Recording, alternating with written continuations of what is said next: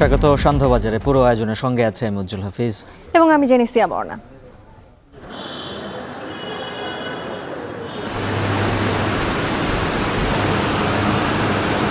আশা করি যদি এখন থেকে ইন্টারনেট স্বাভাবিক হয় তাইলে আমরা ক্ষতিটা কভার করে উঠতে পারবো। আগের থেকে সময় 4-5 ঘন্টা বেশি দিয়ে হলেও আমরা এটা কি চেষ্টা করবো কভার করার। ব্রডব্যান্ড কানেকশন হওয়ার পরে আস্তে আস্তে আমরা নর্মাল হয়েছে, সব কিছু জমা দিছি। আর আজকে থেকে তো ইন্টারনেট কানেকশনও চালু হয়েছে। ইন্টারনেট চালু হওয়াতে আমরা খুব খুশি। এখন আমরা একাই অ্যাপসে পাবো, আমাদের আর প্যাসেঞ্জার পেতে কষ্ট হবে না। নেট দিয়েছে 3টার পর রাইড শেয়ার যখন অন করেছি, তারপরে টিপ ঢুকেছে, তারপর বের হয়েছি। আজকে ইন্টারনেট ব্যবস্থা চালু হওয়ার পর থেকে আগামী 1-2 দিনের মধ্যে সম্পূর্ণ স্বাভাবিক পরিস্থিতি ফিরে আসবে বলে আমি মনে করছি। পুরো দেশে এই ফেসবুকের গুজব, মিথ্যা তথ্য ছড়িয়ে যখন উস্কানি দেওয়া হয়, এই সকল উত্তর দেওয়ার জন্য আমরা 31 জুলাই এই সোশ্যাল মিডিয়া প্ল্যাটফর্মগুলোকে ঢাকায় এসে বিটিআরসিতে তাদেরকে লিখিত এবং মৌখিকভাবে জবাব এবং ব্যাখ্যা দেওয়ার জন্য আমরা অনুরোধ করেছি। উজ্জ্বল, টানা 10 দিন পর মোবাইল ইন্টারনেট সেবা চালু হওয়ায় স্বস্তি ফিরেছে এবং এই মুহূর্তে প্রত্যাশা ব্যবসা বাণিজ্যের অচল অবস্থা কাটার। তবে সহসাই চালু হচ্ছে না সামাজিক যোগাযোগ মাধ্যম ফেসবুক, টিকটক সহ অন্যান্য যেই মাধ্যমগুলো রয়েছে সেগুলো। সন্ধ্যাবাজারে নিয়ে থাকছে বিস্তারিত।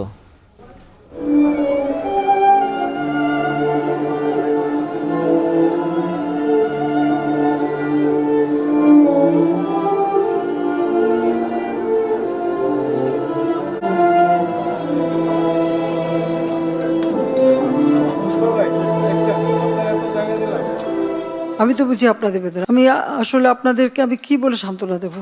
আমি একটু বলবো যে আমি আপনাদের মতনই একজন বাবা মা ভাই হারানো সেই এতিম।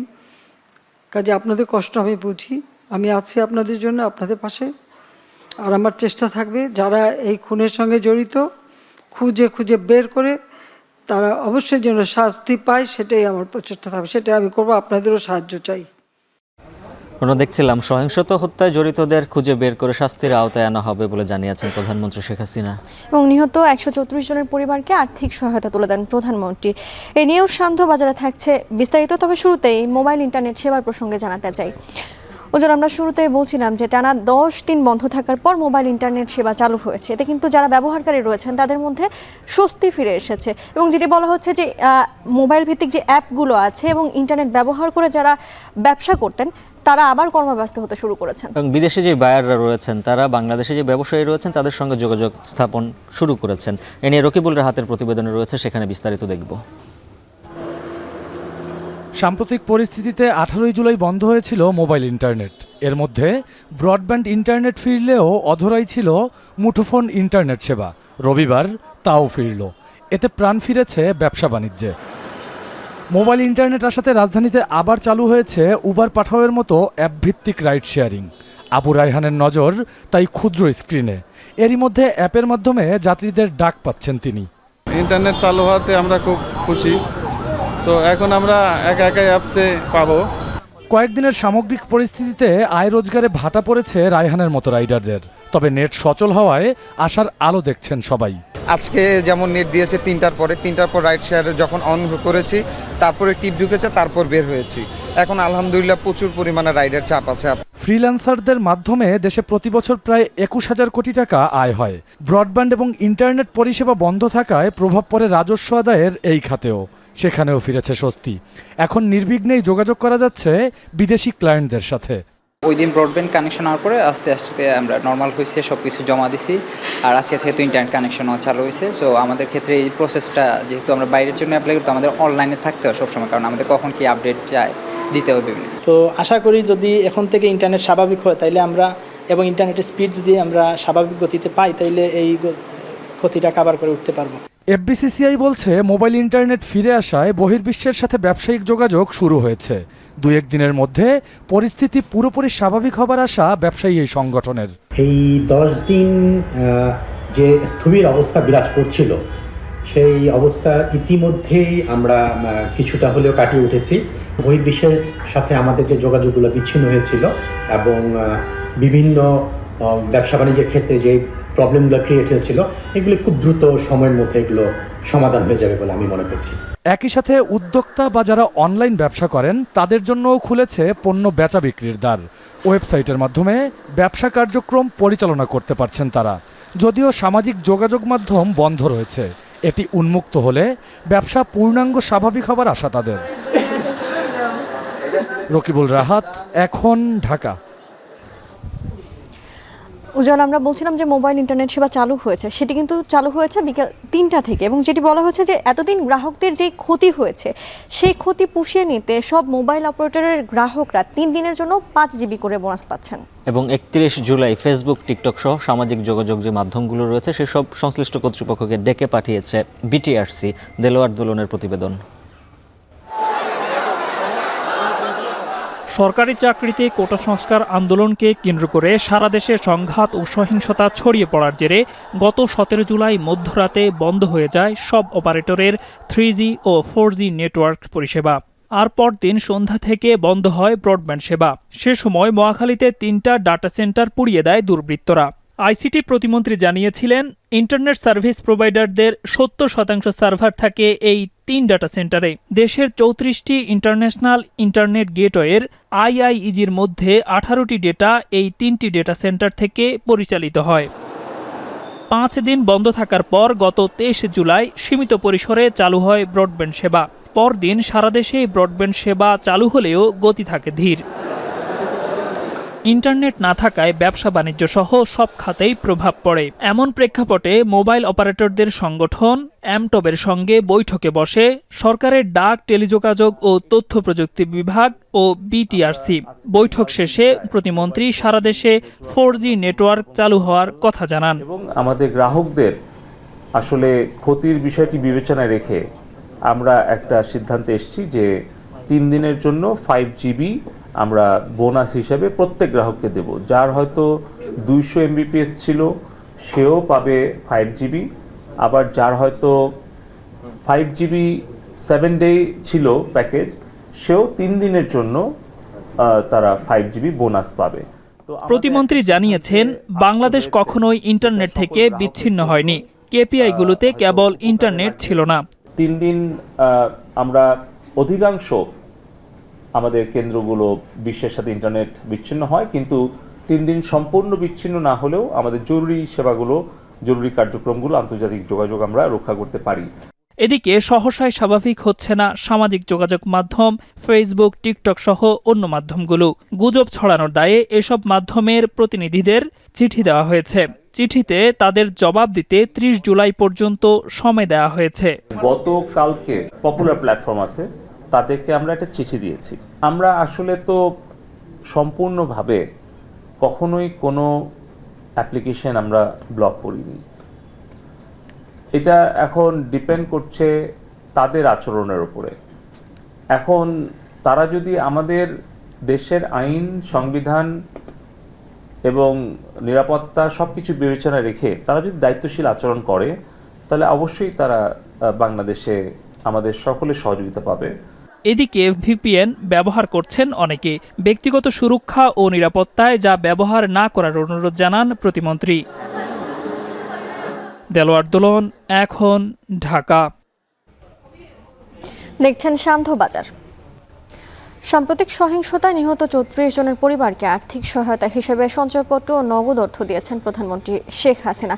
তাদের পাশে থাকবার প্রতিশ্রুতি দেন সরকার প্রধান। প্রধানমন্ত্রী হুঁশিয়ারি দেন, সহিংসতার সঙ্গে জড়িতদের শাস্তির আওতায় আনা হবে। আরও জানাচ্ছেন দেবরাজ দেব। সাম্প্রতিক সহিংসতায় আহতদের গেল 2 দিন ধরে খোঁজ খবর নিতে রাজধানীর হাসপাতালগুলোতে সশরীরে যাচ্ছেন প্রধানমন্ত্রী শেখ হাসিনা। সেই ধারাবাহিকতায় রোববার সকালে গণভবনে প্রধানমন্ত্রী শেখ হাসিনার সাথে সাক্ষাৎ করেন সহিংসতায় নিহতদের স্বজনরা। রংপুর বেগম রোকেয়া বিশ্ববিদ্যালয়ের ইংরেজি বিভাগের শিক্ষার্থী আবু সাইদের পরিবার সহ 34 জনের স্বজনরা আসেন প্রধানমন্ত্রীর বাসভবনে। এ সময় নিহতদের স্বজনদের মাঝে আর্থিক সহায়তা ও পারিবারিক সঞ্চয়পত্র তুলে দেন সরকার প্রধান। এ সময় প্রধানমন্ত্রী নিহতদের স্বজনদের সাথে কথা বলেন। তখন এক হৃদয় বিদারক পরিবেশের সৃষ্টি হয়। স্বজনরা প্রধানমন্ত্রীর সান্নিধ্যে কান্নায় ভেঙে পড়েন। এ সময় সরকার প্রধানকে স্বজনদের সান্ত্বনা দিতে দেখা যায়। বক্তব্যে প্রধানমন্ত্রী বলেন, দেশে একটি মহল বারবার এমন সন্ত্রাসী ঘটনা ঘটায় যা কোনোভাবেই কাম্য নয়। আমি তো বুঝি আপনাদের বেতন, আমাদের প্রতিনিয়ত এই বাপ মা ভাই বউ এদের হারানোর ব্যথা নিয়ে আমাদের চলতে হয়। এমনকি লাশটাও তো দেখতে পারিনি, কাফন দাফনটাও তো করতে পারিনি, দেশেও ফিরতে পারিনি, 6 বছর আসতে দেয়নি আমাকে। তবে যখন আসছি সারা বাংলাদেশ ঘুরছি, চেয়েছি এই দেশের মানুষের জন্য একটু, কারণ আমার বাবা বলতেন দুঃখী মানুষের মুখে হাসি ফোটাও, আমি সেই চেষ্টাই করে যাচ্ছিলাম। কিন্তু এই যে বারবার যে এই ধরনের ঘটনা ঘটাবে, এই সন্ত্রাসী ঘটনা ঘটাবে, এটা তো কাম্য না। দুর্বৃত্তদের ধরতে নিহতদের পরিবারকে সহযোগিতা করার আহ্বান জানিয়ে সরকার প্রধান বলেন, খুনিদের খুঁজে খুঁজে শাস্তি দেওয়া হবে। আমি আসলে আপনাদেরকে আমি কি বলে সান্ত্বনা দেবো? আমি খালি একটু বলবো যে আমি আপনাদের মতনই একজন, বাবা মা ভাই হারানো সেই এতিম, কাজে আপনাদের কষ্ট আমি বুঝি। আমি আছি আপনাদের জন্য, আপনাদের পাশে। আর আমার চেষ্টা থাকবে যারা এই খুনের সঙ্গে জড়িত খুঁজে খুঁজে বের করে তারা অবশ্যই যেন শাস্তি পায়, সেটাই আমার প্রচেষ্টা থাকবে, সেটাই আমি করবো। আপনাদেরও সাহায্য চাই। প্রধানমন্ত্রী শেখ হাসিনা নিহত স্বজনদের ধৈর্য ধরার কথা বলেন, দেশ ও দেশের মানুষকে সন্ত্রাসীদের হাত থেকে রক্ষা করবেই তার সরকার। দেবরাজ দেব, এখন, ঢাকা। এদিকে প্রধানমন্ত্রী শেখ হাসিনার সাথে সৌজন্য সাক্ষাৎ করেছেন বাংলাদেশে নিযুক্ত স্পেনের রাষ্ট্রদূত গ্যাব্রিয়েল মারিয়েস্তেয়াগা। সকালে গণভবনে তিনি এ সৌজন্য সাক্ষাৎ করেন। পরে প্রধানমন্ত্রীর প্রেস সচিব নাইমুল ইসলাম খান সাংবাদিকদের ব্রিফ করেন। জানান, স্পেনের রাষ্ট্রদূতের কাছে গত কয়েকদিনের ঘটনা তুলে ধরেন প্রধানমন্ত্রী। বলেন, ছাত্রদের কোটা আন্দোলনে জামাত শিবিরের সন্ত্রাসীরা অংশগ্রহণ করে, পরে তারাই আন্দোলনের নেতৃত্ব দেয় ও দেশব্যাপী সন্ত্রাসী কর্মকাণ্ড চালায়। সন্ত্রাসীরা মেট্রো রেল, এক্সপ্রেসওয়ে, সেতু ভবন, দুর্যোগ ব্যবস্থাপনা ভবন সহ সরকারের বিভিন্ন গুরুত্বপূর্ণ স্থাপনায় আক্রমণ করে ও আগুন দিয়ে পুড়িয়ে দেয় বলে রাষ্ট্রদূতকে জানান প্রধানমন্ত্রী।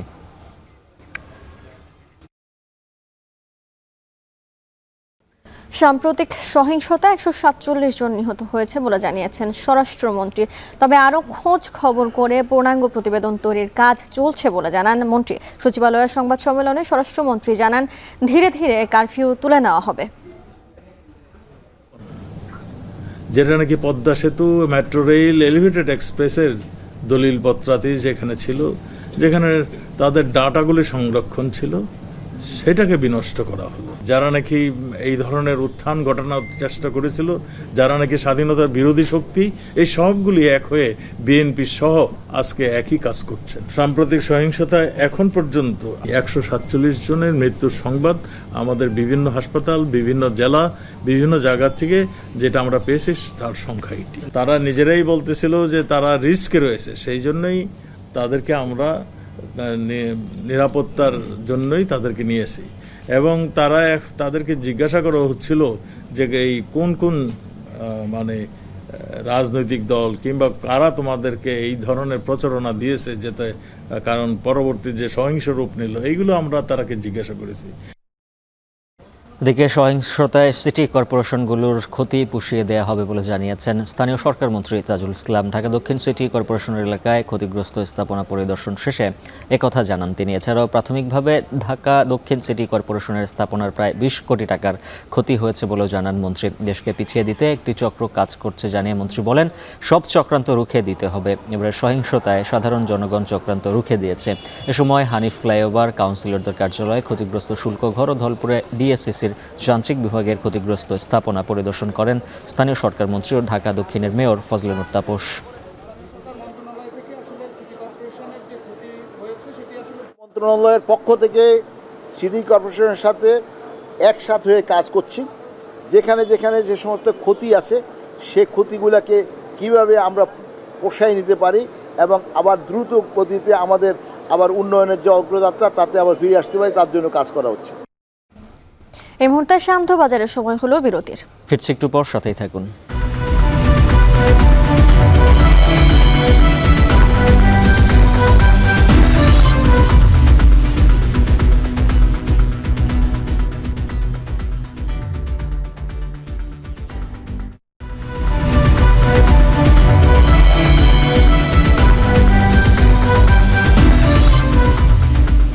ফিরে এলাম বিরতির পর। দেখছেন শান্ত বাজার। উজ্জ্বল, ব্রডব্যান্ড ইন্টারনেট সেবার চালু হওয়ার পর থেকে চট্টগ্রাম বন্দর দিয়ে আমদানি রপ্তানি বাণিজ্যের গতি ফিরেছে এবং যেটি বলা হচ্ছে যে ইন্টারনেটের গতি কম থাকায় শিপিং ডেলিভারি বা অর্ডারের যে ডিউ পেতে সেটি দেরি হচ্ছে। পাশাপাশি ডেলিভারির চাপ থাকায় পণ্য পরিবহনের ভাড়া বেড়ে হয়েছে দ্বিগুণ, আর বন্দরের 7 দিনের পোর্ট ড্যামারেজ মওকুফ করা হয়েছে বলে জানিয়েছেন নৌ পরিবহন মন্ত্রী। আরও জানাচ্ছেন হাজেরা শিউলি। টানা 4 দিন ইন্টারনেট সেবা বন্ধ থাকার কারণে চট্টগ্রাম বন্দরে কন্টেনারের স্তূপ জমে। ক্ষতির মুখে পড়েন ব্যবসায়ীরা, বেড়ে যায় জাহাজের গড় অবস্থানকাল। ইন্টারনেট বন্ধের কারণে সার্ভার অচল হওয়ায় আমদানি রপ্তানি বাণিজ্যের যে সংকট তৈরি হয়েছিল তা স্বাভাবিক হতে শুরু করেছে। এখন নিজ অফিসে বসেই অনলাইনে আমদানি রপ্তানি চালানের নথি দাখিল করতে পারছেন সিএনএফ এজেন্টরা। পুরোদমে চলছে পণ্য ডেলিভারি ও কন্টেনার ওঠানামা। তবে সার্ভার অচল হওয়ার পরে ম্যানুয়ালি যেসব জাহাজের নিবন্ধন ও কন্টেনার ইয়ার্ডে নামানো হয়েছে সেগুলো খুঁজে পেতে কিছুটা সমস্যা হচ্ছে। সেই সঙ্গে ইন্টারনেটের গতি কম থাকায় শিপিং ডেলিভারি অর্ডার পেতেও দেরি হওয়ায় ক্ষতিগ্রস্ত হচ্ছেন ব্যবসায়ীরা। আমদানি রপ্তানি কার্যক্রম আগের মতোই সচল হয়েছে, তবে শিপিং এজেন্টগুলোর কিছু ল্যাকিংসের জন্য দ্যাট মিনস হলো তারা আমাদেরকে ডিউ দেওয়ার জন্য নেটওয়ার্কিংয়ে তাদের সমস্যা বলে মনে করে। এই কারণে তারা ডিউ দিতে অনেকেই অপারগতা প্রকাশ করতেছে এবং ডিউ দিতে দেরি করছে। সমস্যা হচ্ছে ঢাকা চিটাংয়ে ট্রান্সপোর্টের ভাড়া অত্যন্ত বেড়ে গেছে, যে কারণে এই আমদানিকারকরা সাফার করছে। আগামী কয়েকদিনের মধ্যে বন্দরে কন্টেনার জট কেটে যাবে এবং পরিস্থিতি স্বাভাবিক অবস্থায় ফিরবে বলে প্রত্যাশা কর্তৃপক্ষের। শুক্রবারে আমরা প্রায় 3200 টিউজ ডেলিভারি দিচ্ছি এবং গতকালও প্রায় 3000-এর মতো কন্টেনার গেছে। এই অবস্থা চলতে থাকলে আমরা আশা করছি আগামী হয়তো 5-7 দিনের মধ্যেই আমাদের কন্টেনার আরও, এখন 41,000 টিউজ আছে আমরা আজকে পর্যন্ত, এটা হয়তো 32-33,000-এ নেমে চলে আসবে, যেটা অলওয়েজ যেটা থাকে। এদিকে চট্টগ্রাম বন্দরে সর্বোচ্চ 7 দিনের পোর্ট ড্যামারেজ বা পণ্য রাখার ভাড়া মওকুফ করা হবে বলে জানিয়েছেন নৌপরিবহন প্রতিমন্ত্রী। বিজিএমইএ নেতাদের সঙ্গে এক বৈঠক শেষে সাংবাদিকদের তিনি একথা বলেন। তাদের যে তালিকা আছে সেই তালিকাটা আমাদের কাছে যদি দেওয়া হয় তাহলে আমরা সর্বোচ্চ 7 দিনের একটা ড্যামারেজ মওকুফ করার নীতিগত সিদ্ধান্ত নিয়েছি।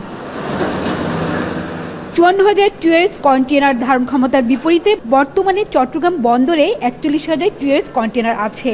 বন্দরে জাহাজ থেকে পণ্য নামার পরে 4 দিন কোনো চার্জ বা ভাড়া দিতে হয় না।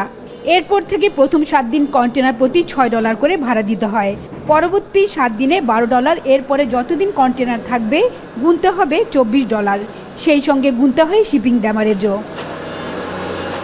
হাজেরা শিউলি, এখন চট্টগ্রাম। চলমান পরিস্থিতিতে বাংলাদেশ বিনিয়োগ উন্নয়ন কর্তৃপক্ষের সাথে মতবিনিময় করেছেন ব্যবসায়ীরা। কয়েকদিনের আন্দোলন সহিংসতায় ক্ষয়ক্ষতির তালিকা করে তা সরকারকে দেওয়া হবে বলে জানান ব্যবসায়ীরা। সে সাথে বিসিসিআই সভাপতি বলেছেন তৈরি পোশাক খাতে ক্রয়াদেশ বাতিলের খবর সঠিক নয়। আরও জানবো প্রতিবেদনে। চলমান অস্থিরতায় ব্যবসা খাতে যে পরিবর্তিত পরিস্থিতি তৈরি হয়েছে তা থেকে উত্তরণের লক্ষ্যে সরকার যেসব কর্মসূচি নিচ্ছে বাংলাদেশ বিনিয়োগ উন্নয়ন কর্তৃপক্ষের দপ্তরে ব্যবসায়ীদের নিয়ে এই মতবিনিময় তারই অংশ। রোববার সকাল 11টার পর রাজধানীর আগারগাঁওয়ে বিডা ভবনে এই আলোচনায় অংশগ্রহণকারী এফবিসিসিআই সহ দেশের শীর্ষ সব ব্যবসায়িক সংগঠনের নেতৃবৃন্দ ছিলেন। প্রধানমন্ত্রীর বেসরকারি শিল্প ও বিনিয়োগ বিষয়ক উপদেষ্টা সালমান এফ রহমান, বিদ্যুৎ, জ্বালানি ও খনিজ সম্পদ, ডাক, টেলিযোগাযোগ ও তথ্য প্রযুক্তি এবং বাণিজ্য প্রতিমন্ত্রী সহ সরকারি বেসরকারি পর্যায়ের নীতি নির্ধারকরা। বৈঠক শেষে প্রধানমন্ত্রীর বিনিয়োগ উপদেষ্টা জানান, ব্যবসায়ীরা মোটা দাগে চট্টগ্রাম বন্দর, রাজস্ব board, Bangladesh bank, broadband, internet এবং জ্বালানি সমস্যা নিয়ে কথা বলেছেন। সংকট সমাধানে এসব খাতের সংশ্লিষ্টদের নিয়ে শিগগিরই 5টি বৈঠক হবে। বাইরে একটা ইমেজ নিয়ে যে আমাদের সমস্যাটা হয়েছে এটাকে আমাদের রিপেয়ার করতে হবে এবং এটার জন্য আমরা এই সব থেকে গুরুত্বপূর্ণ কাজ যেটা হইল, আমরা যাই করি না করি প্রথম হলো আমাদেরকে নরমালসিটা ফেরত আনতে হবে। ব্যবসায়ীরা ক্ষয়ক্ষতির কী পরিমাণ হিসাব দিয়েছেন তা জানতে চাওয়া হয় প্রধানমন্ত্রীর এই উপদেষ্টার কাছে। তিনি বলেন, পরবর্তী মন্ত্রিসভার আগে ব্যবসায়ীরা সরকারি কাছে লিখিত আকারে পাঠাবে। ক্ষতিটা ম্যাক্সিমাম হয়েছে আপনার যারা ঢাকা আশেপাশে যারা ঢাকা এবং ঢাকার গ্রেটার ঢাকায় যারা ব্যবসায়ী করেছে, কিন্তু আপনার মোটামুটি ঢাকার বাইরে যে ব্যবসায়ীরা ছিল অন্যান্য জেলায় ওখানে কিন্তু হয়েছে, সমস্যাটা হয়েছে কিন্তু কম হয়েছে ঢাকার তুলনায়। এ সময় এফবিসিসিআই সভাপতি জানান, বিদেশি ক্রেতাদের ক্রয়াদেশ বাতিল প্রসঙ্গে যা শোনা যাচ্ছে তা সঠিক নয়। আসলে যেভাবে বলা হচ্ছে বিদেশি বায়ার এইভাবে হচ্ছে, ক্যান্সেল করতেছে, অর্ডার ক্যান্সেল করছে, এরকম কোনো রকমের তথ্য কিন্তু বিকেএমই আমাদেরকে এখন আজকে দেয় নাই, আজকে মিটিংয়ে দেয় নাই। এটা আমার মনে হয় যে একটা রিমো। না আমি ক্ষতি হয় নাই বলি নাই, কয়দিন তো অবশ্যই স্ট্যাক আপ ছিল, আর 7-8 দিন তো অবশ্যই স্ট্যাক আপ ছিল, বাট এখন কিন্তু সাপ্লাই চেনটা স্মুথলি কিন্তু এগিয়ে হচ্ছে। ইন্টারনেট সেবা নিরবচ্ছিন্ন রাখতে বিকল্প ব্যবস্থা গড়ে তোলার বিষয়েও আলোচনা হয় এই বৈঠকে। তাদের প্রায় ৬,৪০০ কোটি টাকার মতো ক্ষতি হয়েছে। আজহার লিমন, এখন, ঢাকা। পর্যটক খরায় ভুগছে পাহাড়ি শহর রাঙামাটি। চলমান পরিস্থিতিতে রাঙামাটি সহ সাজেক ও কাপ্তে প্রত্যাশা অনুযায়ী পর্যটকরা না আসায় সংশ্লিষ্ট ব্যবসা বাণিজ্যে নেমেছে ধস।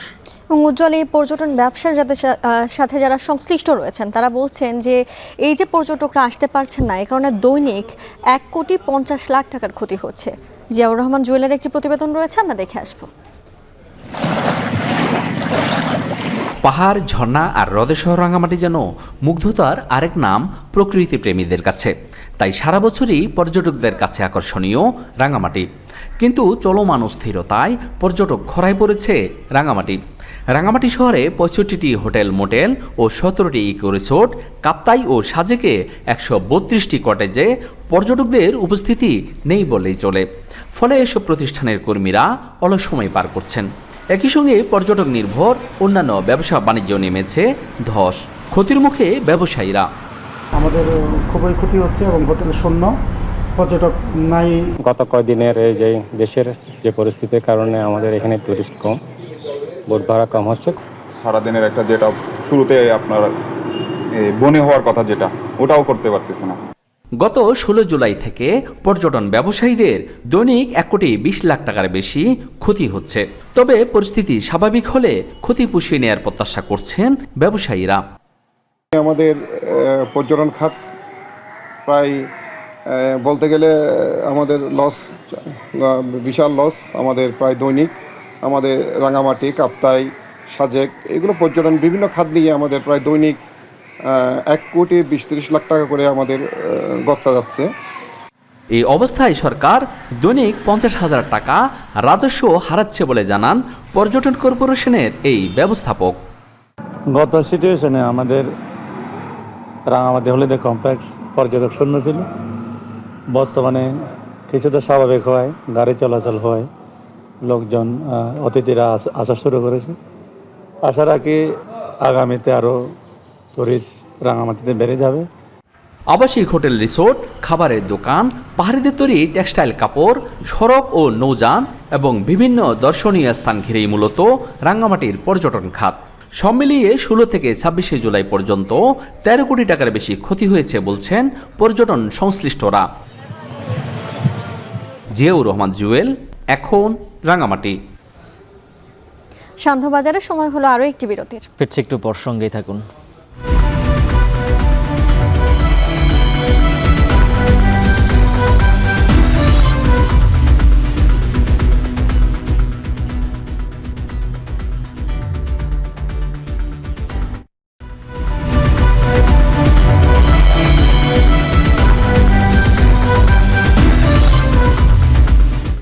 ফিরে এলাম বিরতির পর। দেখছেন সান্ধ্যবাজার।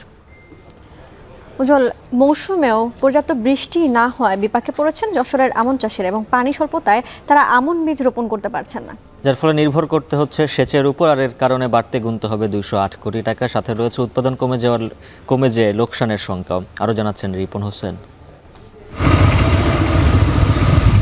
বাংলা পঞ্জিকা অনুযায়ী শ্রাবণ থেকে অগ্রহায়ণ আমনের মৌসুম। বীজতলা তৈরি ও চারা রোপণের সময় বর্ষাকালে পড়ায় এ আবাদ অনেকটা বৃষ্টির উপর নির্ভরশীল। কিন্তু আশানুরূপ বৃষ্টি না হয় আমনের ক্ষেত ফেটে চৌচির, জমি শুষ্ক হয়ে পড়ায় এবার যশোরের চাষিদের পুরোটাই নির্ভর করতে হচ্ছে সেচের উপর। এতে একদিকে যেমন উৎপাদন খরচ বাড়ছে, তেমনি ফলন বিপর্যয়ের সংখ্যা জেলার কৃষকদের। এছাড়া সার, কীটনাশক সহ চাষের প্রয়োজনীয় উপকরণের খরচ বৃদ্ধি নিয়েও দুশ্চিন্তায় চাষিরা। আমন ধানের পানি আসছে বৃষ্টি, উপর থেকে যদি পানি না হয় তাহলে কি আর হবে? স্যালো মেশিন দিয়ে পানি দিয়ে এখন দিলে পানি 1 ঘন্টা পর পানি নেই। আমন ধান তো সবসময় করে পানি রাখার দরকার আছে। এখন এই স্যালোই 2 বিঘে 3 বিঘে করে বীজ দিয়েছে, এই বীজাই আপনারা বই পাকায় রোয়া আছে। যশোর জেলাতে কৃষি জমিতে সেচের জন্য বিদ্যুৎ ও ডিজেল চালিত মিলিয়ে 1,65,667টি সেচ পাম্প আছে। খরা মোকাবেলায় যার প্রায় সবগুলোই এখন সচল। বৃষ্টি না হয় এসব সেচ পাম্পের মাধ্যমে 1 বিঘা জমিতে পানি দিতে কমপক্ষে 2,000 টাকা বাড়তি খরচ করতে হচ্ছে। ফলে চলতি আমনের মৌসুমে 10,39,720 বিঘা জমিতে সেচ বাবদ কৃষকদের অতিরিক্ত খরচ হবে প্রায় 208 কোটি টাকা। যে ইউরিয়া ছিল 800 টাকা, এখন 1300 টাকা। টিএসপির দাম বেশি, পটাশের দাম বেশি, আমাদের ব্যয়বহুল। এবার আমাদের ধানে লাভ হবে না। জনের দাম বাড়তি, চাষ করতে যায় তেলের দাম বেড়ে গেছে, বিলে চাষের দামও বেশি। তেলের দাম বাড়াতে এবার পাওয়ার টিলারের 300 টাকা বিঘে, সব জায়গায় বাড়তি, এবার সারের টাকাও বেশি। প্রয়োজনীয় বৃষ্টিপাত না হওয়ার কারণ হিসাবে জলবায়ু পরিবর্তনকে দায়ী করছেন কৃষি বিভাগ। পানির ঘাটতি মেটাতে সম্পূরক সেচের পরামর্শ কৃষি সম্প্রসারণ অধিদপ্তরের। সেচ ব্যবস্থাপনা এবং বালাই ব্যবস্থাপনার উপরে আমরা প্রতিনিয়ত কৃষকদের পরামর্শ দিয়ে যাচ্ছি। যদি আবহাওয়া অনুকূলে থাকে তা আমরা আশা করছি যে আমাদের আমনে আমাদের কৃষকরা ধান আবাদে তাদের ভালো ফলন পাবে। আবহাওয়া অফিসের তথ্য বলছে, গত বছর যশোর অঞ্চলে বৃষ্টিপাতের পরিমাণ ছিল 903 মিলিমিটার, আর এবছর জুলাই মাস পর্যন্ত 653 মিলিমিটার বৃষ্টি রেকর্ড করা হয়েছে। গাছপালা নিধনের পাশাপাশি নদীনালা, খালবিল ভরাট সহ নানা কারণে জলবায়ুতে এমন বিরূপ প্রভাব। দীর্ঘদিন একটা পুকুর গাছপালা যখন যে অবস্থায় ছিল সেই অবস্থায় আছে, দীর্ঘদিনের পরিবেশের একটা অংশ হয়ে গেছে। কিন্তু যখনই সেই অংশটা কেটে ফেলা হলো তখনই তার পরিবর্তন দেখা দিল অন্যান্য অংশে। তার মানে সিস্টেম অভাগ বার্ডেন ধারণ করবে না। একটা সিস্টেম যখন গড়ে উঠবে, সেই সিস্টেমটা কোনো একটা জিনিসকে কেটে ফেলে অপারেশন করলেই তাদের একটা বিরূপ প্রতিক্রিয়া, এই ক্ষেত্রে তাই হয়েছে। চলতি মৌসুমে যশোর জেলায় 1,39,500 হেক্টর জমিতে আমন আবাদের লক্ষ্য ধরা হয়েছে। এর মধ্যে মাত্র 10 থেকে 15 ভাগ জমিতে ধানের চারা লাগানো শেষ হয়েছে। রিপন হোসেন, এখন যশোর। বগুড়ায় যত্রতত্র গড়ে উঠেছে পশুখাদ্য উৎপাদন ও প্রক্রিয়াজাতকরণ কারখানা, যার অধিকাংশেরই নেই সরকারি অনুমোদন। আবার যে কয়েকটির অনুমোদন রয়েছে এর মধ্যে অনেক কারখানায় নেই ল্যাবরেটরি, প্রাণী সম্পদ কর্মকর্তা এবং প্রশিক্ষিত জনবল। নিম্নমানের ভিটামিন সমৃদ্ধ খাবারে প্রতারিত হচ্ছেন খামারিরা। ঘটছে উৎপাদন বিপর্যয়। আরও জানাচ্ছেন মাজিদুর রহমান, ছবি তুলেছেন রবিউল ইসলাম। দিন দিন গবাদি পশু এবং হাঁস মুরগি খাতে বিনিয়োগ বাড়ছে, তৈরি হচ্ছে নতুন উদ্যোক্তা। তবে খামার করতে গিয়ে নিম্নমানের ভিটামিন সমৃদ্ধ প্রিমিক্স খাবারে প্রতারিত হচ্ছেন সাধারণ খামারিরা। ঘটছে উৎপাদন বিপর্যয়। মানহীন এসব কারখানা এখন বগুড়ার অলিতে গলিতে। শহরতলি শাকপালা এলাকার একটি মার্কেটের পিছনে সেবা এন্টারপ্রাইজ নামের কারখানায় স্যাঁতস্যাঁতে ঘরে তৈরি হচ্ছে ভিটামিন, মিনারেল, ট্রেস এলিমেন্ট এবং অন্যান্য ফিড অ্যাডিটিউবের জটিল মিশ্রণ। তবে এখানে নেই ল্যাব, প্রাণী ডাক্তার। কোনো মতে প্যাকেটজাত করে বাজারে ছাড়া হচ্ছে। একই অবস্থা পাশের বেস্ট কেয়ার এগ্রো নামের অপর একটি কারখানায়। এখন টিভি ক্যামেরা দেখে এই কারখানার দরজা বন্ধ করে দিলেন কর্মচারীরা। গাবতলী উপজেলার প্রত্যন্ত গ্রাম রামেশ্বরপুর। নকল ওষুধ তৈরি হচ্ছে এমন খবরে সেখানে গিয়ে দেখা গেল সাইনবোর্ড ঝুলানো একটি বাড়ি। ভিতরে ঢুকতেই ক্যামেরা দেখে ছোটাছুটি করতে থাকে কর্মচারীরা। পরে ছবি নিতে নিষেধ করে দরজা আটকে দেয়। এই ভিটামিনগুলো আমরা এই যে কেমিক্যালের দোকান থেকে সংগ্রহ করি। এটা আমাদের স্যার আছে, ওরা ডিওর অফিসের স্যাররা মাঝে মাঝে এসে দেখে। আমাদের 3টে করে প্রোডাক্ট সাভারের যে আমাদের টেস্ট ইনস্টিটিউট আছে সেখান থেকে টেস্ট করে নিতে হয় যে আমাদের প্রোডাক্টের গুণগত মান কেমন। জেলাতে মান নিয়ন্ত্রণ করে হাতে গোনা কয়েকটি কারখানা প্রিমিক্স প্রাণী খাদ্য তৈরি করলেও মানহীন ভেজাল কারখানা দৌড়াতে অসহায় তারা। কোনো কোনো প্রতিষ্ঠান ৬০ কমিশনে বাজারে তাদের পণ্য ছাড়ছে। যারা নিয়ম নীতি মানছেন না, সরকারের প্রাণী সম্পদ দপ্তরের মাধ্যমে এদেরকে দেখভাল করে সঠিক ব্যবস্থাটা নিলে জাতি উপকৃত হবে বলে আমি মনে করি।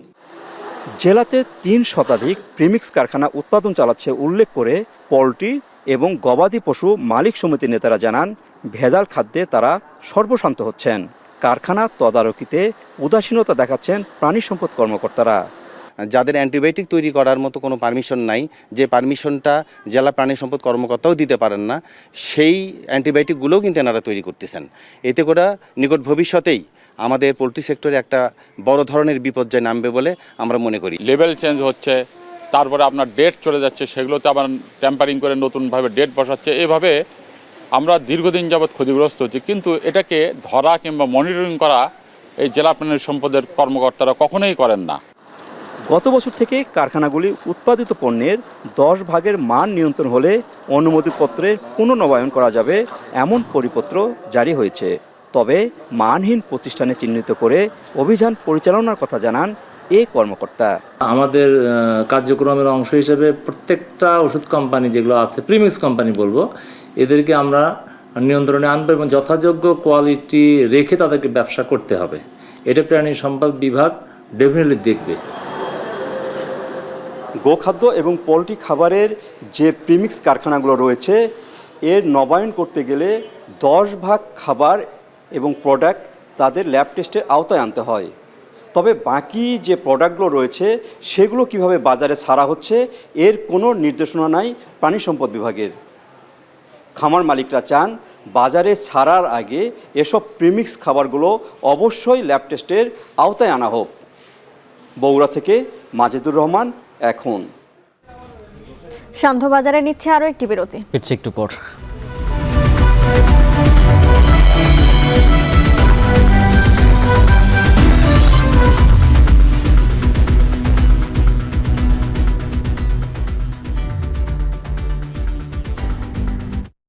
অক্টোবরে আইসিসি সাধারণ সভা হবে ঢাকায়, সম্ভাবনা রয়েছে নির্বাচন হওয়ারও। নির্ধারণ হবে ভবিষ্যতে 8 বছরের ক্রিকেট কাঠামো।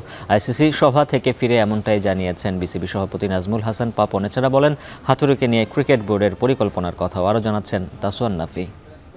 ও খুব কড়া টাইপের লোক, কড়া হেডমাস্টার। চন্ডিকা হাতুরু সিংহে কড়া হেডমাস্টার, এ কথা এতদিন মুখে মুখে শুনলেও এখন তা অকপটে স্বীকার করছেন বিসিবি সভাপতি। শ্রীলঙ্কার কলম্বো থেকে দেশে ফিরে সংবাদ মাধ্যমের মুখোমুখি নাজমুল হাসান পাপন। ক্রীড়ামন্ত্রীর আসনে থাকলেও সবার জানতে চাওয়ার আগ্রহ ক্রিকেট নিয়েই। আগামী বছরের প্রথম দিকেই চুক্তি শেষ হচ্ছে হাতুরু সিংহের, তাই ক্রিকেট বোর্ড প্রধানের কাছে জানতে চাওয়া হয় তাকে নিয়ে পরিকল্পনার কথা। তার সাথে নতুন চুক্তি করবে কি বিসিবি, নাকি এখানেই সমাপ্তি?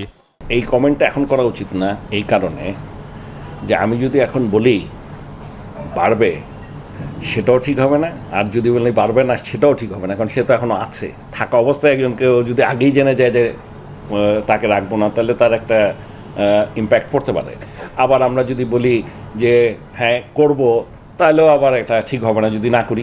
বিদেশি কোচদের প্রতি বরাবরই আগ্রহ থাকে ক্রিকেট বোর্ডের। সে জায়গায় অনেক দেশি কোচের অভিযোগ, জাতীয় দলের কোচ হিসেবে পর্যাপ্ত সম্মান পান না তারা। অভিযোগ রয়েছে বেতন ভাতাতেও উপযুক্ত অর্থ থেকে বঞ্চিত হয় দেশীয় কোচরা। এ ব্যাপারে বিসিবি বসের মন্তব্য কি? অ্যাসিস্ট্যান্ট কোচ হলে কী সমস্যা? যদি হয় কারো, আপনি শিখতে চাবেন না কেন? আমাদের মেইন সমস্যাই তো হলো আমরা কেউ শিখতে চাই না। ঠিক বলুক, স্যালারি আমি বলি আমি কম দিব, বলুক আমি দিব ঠিক করে, কিন্তু শিখতে হবে। অন্যদিকে অক্টোবরে ঢাকায় হবে ক্রিকেটের নিয়ন্ত্রক সংস্থার সাধারণ সভা, হতে পারে নির্বাচনের আনুষ্ঠানিকতাও, এমনটাই ইঙ্গিত দিলেন Nazmul Hasan Papon. Next board meeting সেটা ঢাকায় হবে এবং খুব সম্ভব সেখানে ইলেকশনটাও হওয়ার কথা। এখন মোর হচ্ছে সামনের ইলেকশন, আইসিসির নির্বাচন এবং অন্যান্য যে টুর্নামেন্ট বা সিরিজগুলো, যে প্ল্যানগুলো এখন পর্যন্ত আছে, মিডিয়া রাইটস। গুরুত্বপূর্ণ এ সভায় নির্ধারণ হবে পরবর্তী 8 বছরের ক্রিকেট কাঠামো। এছাড়া নির্বাচিত হবেন আইসিসির নতুন চেয়ারম্যান, যা থেকেই আসবে ক্রিকেটের নতুন বাজেট। বিসিবির আশায় সভা থেকে পিছিয়ে পড়া দেশগুলোর ক্রিকেট কাঠামো উন্নয়নে আসবে ইতিবাচক সিদ্ধান্ত। তাসওয়ার নাফি, এখন, ঢাকা। এই ছিল সান্ধ্যবাজারে। যাবার আগে জানাতে চাই, এখন টেলিভিশন ওয়েবসাইটে দেখতে হলে ভিজিট করুন www.ekhon.tv। ফেসবুকে দেখুন facebook.com/tv.ekhon আর ইউটিউবে দেখুন youtube.com/c/ekhon tv।